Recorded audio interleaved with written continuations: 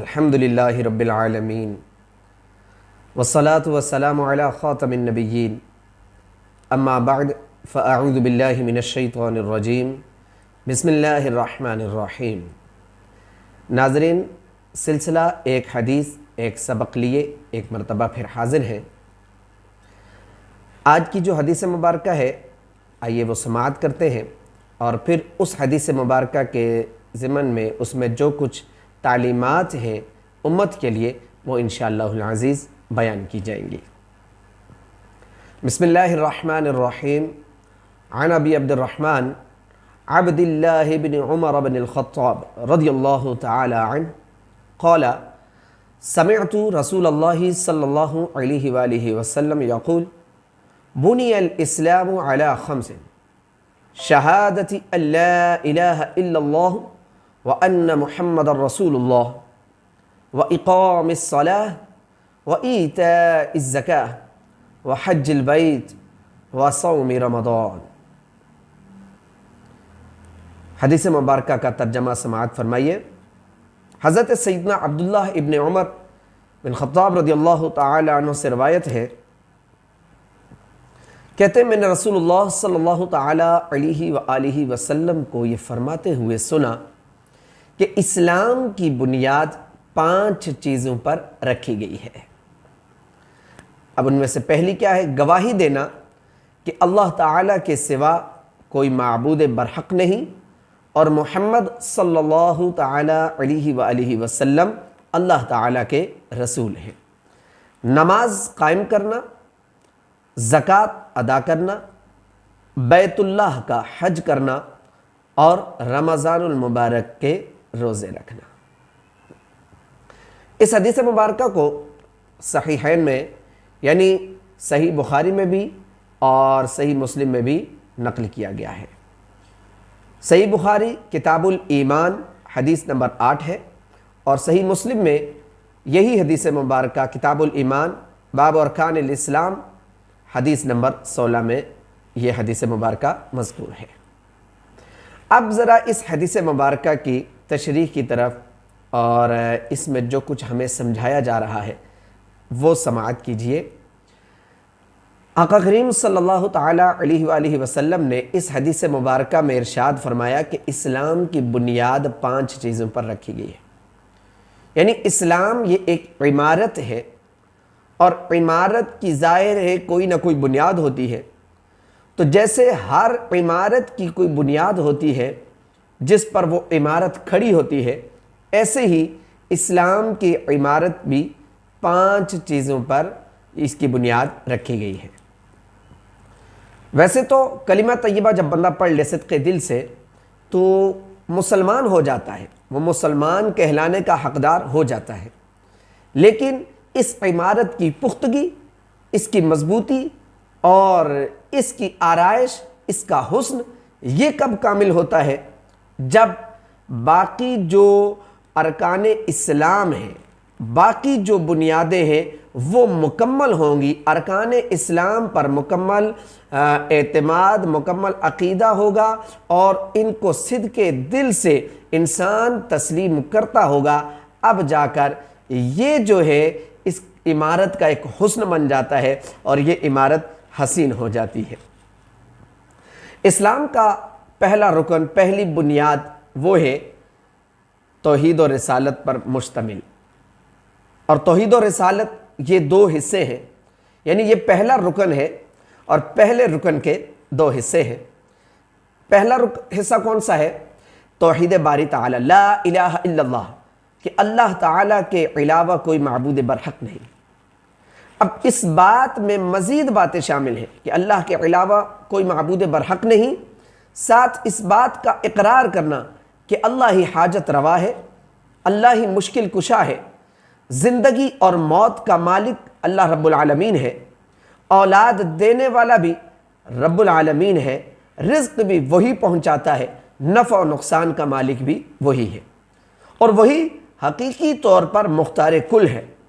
باقی سب بندے اس کے عاجز بندے ہیں۔ کوئی نبی، کوئی ولی، کوئی فرشتہ رب ذوالجلال کی ذات یا صفات میں اس کے شریک نہیں ہو سکتا۔ اور نہ ہی ان کو شریک ماننا چاہیے۔ اللہ رب العالمین جیسے اپنی ذات میں یکتا ہے ویسے ہی اپنی صفات میں بھی یکتا ہے۔ تو پہلا حصہ ارکان اسلام میں سے جو پہلا رکن ہے اس کا پہلا حصہ ہے توحید پر مشتمل، کہ ان چیزوں کا بندہ اقرار کرتا ہو اور ان پر عقیدہ ہو، مضبوط عقیدہ ہو۔ اور توحید کے جو ضد ہے توحید کی وہ ہے شرک۔ تو اب یہ جو چند چیزیں بیان کی گئی اس میں بڑی ڈیفینیشن ہے، بڑی اس میں تفصیل ہے، میں مختصراً عرض کر رہا ہوں۔ ان کے برعکس عقیدہ رکھ لینا اس کو شرک کہا جاتا ہے، یعنی اللہ تبارک و تعالیٰ کی ذات اور صفات میں کسی کو شریک ٹھہرانا، یہ کیا ہے؟ شرک ہو جاتا ہے، بندہ اب مسلمان نہیں رہتا۔ اس پہلے رکن کا دوسرا حصہ ہے رسالت۔ اب رسالت کا مفہوم یہ آپ اس انداز میں سمجھیے کہ اللہ تعالیٰ نے انسانیت کی رہنمائی کے لیے ہر زمانہ میں انبیاء و رسول مبعوث فرمائے، اور انبیاء و رسول کا یہ سلسلہ حضرت آدم صفی اللہ علیہ نبینا وعلیہ الصلاۃ والسلام سے شروع ہوا، اور یہ سلسلہ آخری نبی حضرت محمد مصطفیٰ صلی اللہ تعالیٰ علیہ وآلہ وسلم پر جا کر ختم ہوا۔ اب یہ اقرار کرنا محمد الرسول اللہ، محمد اللہ تعالیٰ کے رسول ہیں، آپ ایسے رسول ہیں، ایسے نبی ہیں کہ آپ کے بعد اب کوئی نبی اور کوئی رسول نیا نہیں آئے گا، آپ آخری نبی ہیں، آپ آخری رسول ہیں، اس پر ایمان رکھنا ضروری ہے۔ اب کوئی بندہ کہے محمد الرسول اللہ، محمد اللہ کے رسول ہیں، وہ اس بات کا اقرار کرے، لیکن وہ ساتھ یہ کہے کہ نہیں آپ کے بعد کوئی نبی و رسول آ سکتا ہے، تو ایسا بندہ بھی مسلمان نہیں ہے، وہ کافر ہے، اس لیے کہ آقا علیہ الصلاۃ والسلام کی ذات آپ خاتم النبیین ہیں، آپ کے بعد کوئی نیا نبی اور کوئی نیا رسول وغیرہ نہیں آئے گا، آپ آخری ہیں، مہر لگ چکی ہے، اب مزید کسی نبی نے نہیں آنا، نیا نبی کوئی بھی نہیں آئے گا۔ عیسیٰ علیہ السلام کا جہاں تک تعلق ہے تو عیسیٰ علیہ السلام ایک نئے نبی نہیں بلکہ آپ نبی تو ہیں، اس امت میں آپ کا آنا حضور کی امت کے طور پر ہی آنا ہوگا، نیا دین لے کر آپ نہیں آئیں گے۔ تو اسلام کا پہلا رکن یہ توحید اور رسالت کا اقرار، یہ بنیاد ہے۔ جب یہ بنیاد مضبوط ہوگی تو اس کے ساتھ مزید دیگر چیزیں بھی ہیں۔ دوسرا رکن اسلام کا ہے اقامت صلاۃ، یعنی نماز قائم کرنا۔ نماز کی بڑی فضیلت ہے، نماز کی بڑی اہمیت ہے۔ نبی کریم صلی اللہ علیہ وآلہ وسلم نے ارشاد فرمایا الصلاۃ عماد الدین، نماز دین کا ستون ہے۔ اور ایک اور مقام پر ارشاد فرمایا کہ اسلام اور کفر کے درمیان جو حد فاصل ہے وہ نماز ہے۔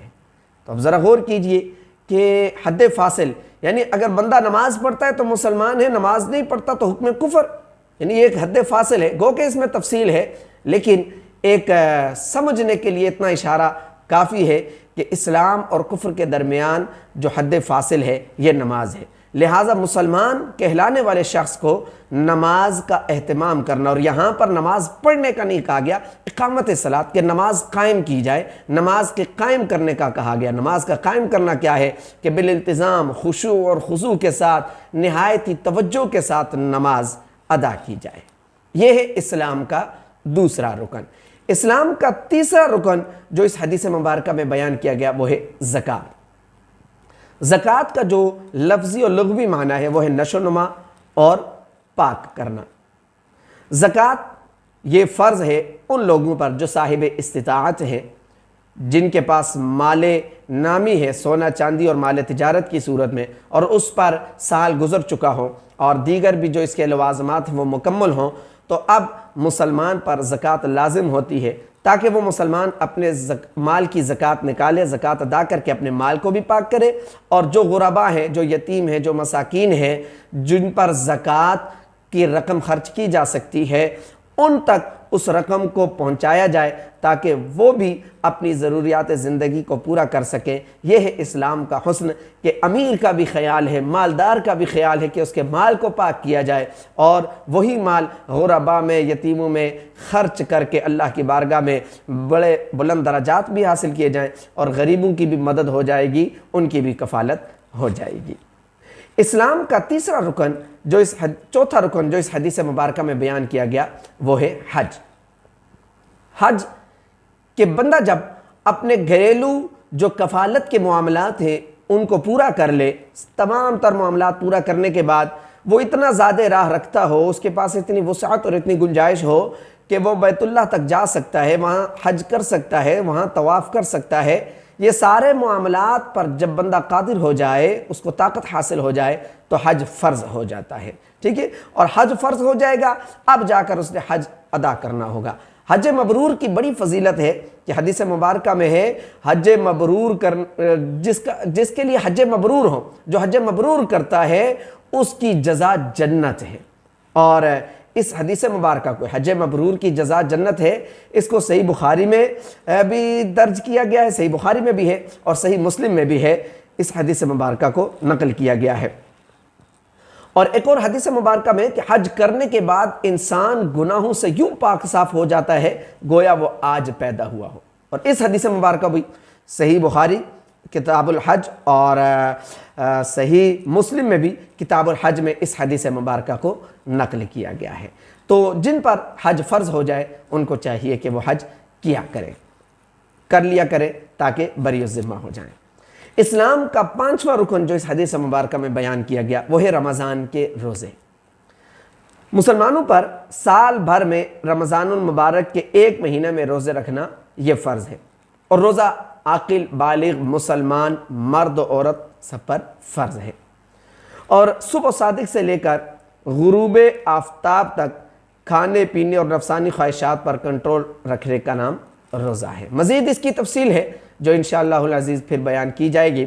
المختصر اسلام کی بنیاد یہ 5 چیزیں قرار دی گئی ہیں۔